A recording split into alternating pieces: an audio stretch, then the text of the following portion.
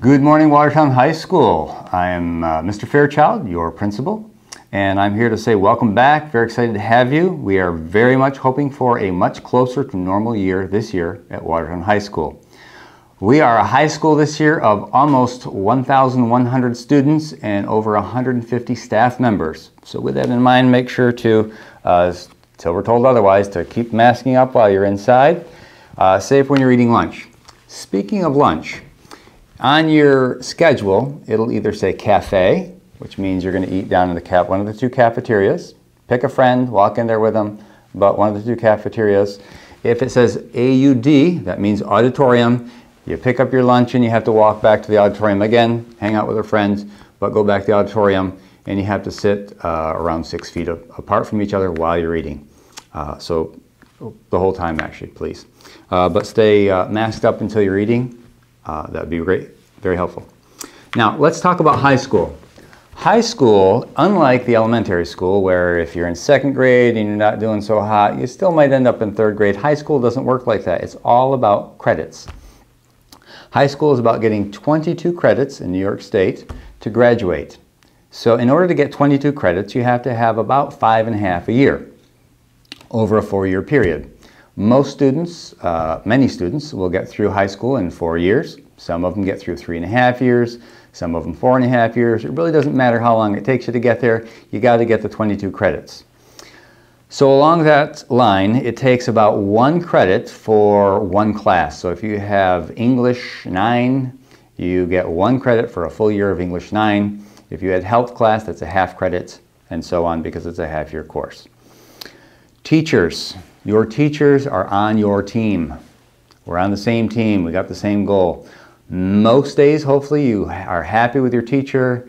You're liking life in their classroom. We're doing good stuff together. But there are going to be days when your teacher, like a coach, is going to tell you it is time to run the hill, except for they're telling you to write something long, painful. And just like running a hill or doing some push-ups or whatever the coach is making you do, you're going to be like thinking swear words towards your coach in your head, because this hurts and I hate running, and especially hills, and push-ups are crap. So why the heck are you making me do this? And you'll probably feel the same way some days about your teacher.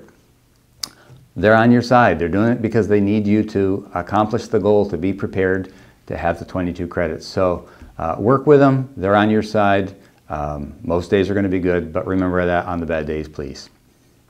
Now, in the context of 22 credits, let's talk about phone usage and electronic usage here at school. So, we need 22 credits. Does it make sense that we should be putting our phones away for class? Yeah, totally. Our goal for class time is to focus on what the teacher's saying, to listen to the lesson, to interact, to get that learning in, to accomplish what we're supposed to in class. And towards that end, it's when you hit the doorway, when you're walking down the hallway, and you got your phone out, and you got some headphones of some kind on, you're listening to your music, maybe a little bit of music in the hallway, maybe not. You're checking a text, you're sending something, hopefully you're not running into anybody. When you hit the doorway, you think doorway, phone away. Put the phone away, walk into class, and you get in the doorway or into your seat, you take your headphones. Now, if you have the in-your-ear kind, whichever kind, wired or unwired, you take them out. If they're the unwired, you probably tuck them away somewhere safe and sound, because they're crazy expensive and you don't want to lose them.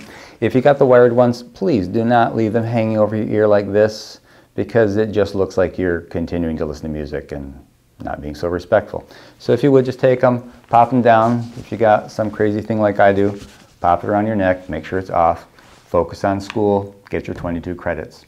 If you're in the hallway, if you're at lunch, if you're at breakfast, if you're at a study hall, you can use your device.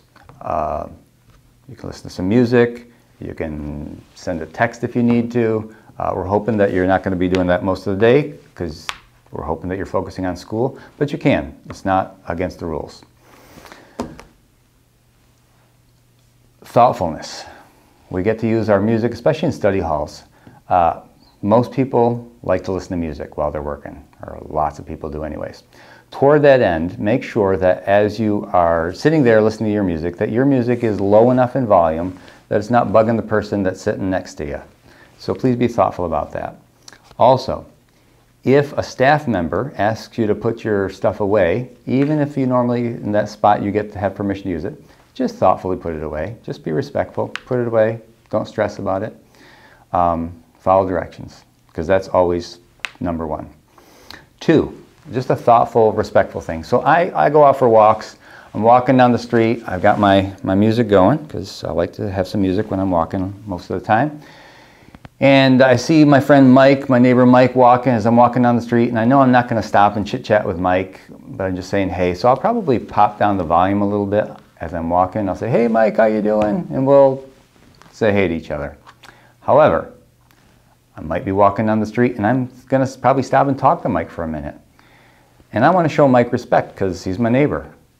And I'd like you to do something similar here in school. What I do, and I'd like you to do, is just to either take your stuff down while you're talking, pause the music, or pop one out so that Mike knows that I'm focusing on him and that I'm engaged in the conversation with him. Because I just think that that's a mutual respect thing, especially for us older adults. You're young adults, I'm an older adult. For us older adults, that's definitely a respect thing. And so when you're talking to one of us, if you do that, that would be greatly appreciated. A few more things here. 1, respect. I have mentioned that word several times. Here at the high school, you are amazing young ladies and men. You are. I've met lots of you over the years. You know how to be respectful. You are respectful. But please continue to be respectful even on the hard days here at the high school, because we're going to have some hard days ahead of us. We're going to have some great days ahead of us too, by the way. Be thoughtful. Think, how can I get out of somebody's way? How can I help somebody out? How can I do something good when something bad's happening? Be thoughtful for each other. Think about each other. And lastly, benefit of the doubt. Give the benefit of the doubt. There are many times when I just choose to think good motives about somebody. They might do something and I'm like, oh, that piece of work. I don't know why they said that. It ticks me off, and I'm thinking they're thinking bad crap about me. They're probably not. 9 days out of 10, they just had a crappier day than I have, and they're just reacting. So for me, I need to choose to give them the benefit of the doubt and think, I don't know what's going on. Probably not meant personal. I'm just going to get over it, move on, not take offense. If we could all do that, it's going to be a whole lot better of a year. So I know you guys are up for all of that. You're amazing folks. Be respectful, be thoughtful, give the benefit of the doubt. And with that, thank you so much. Have a great year. Did I hit all the points?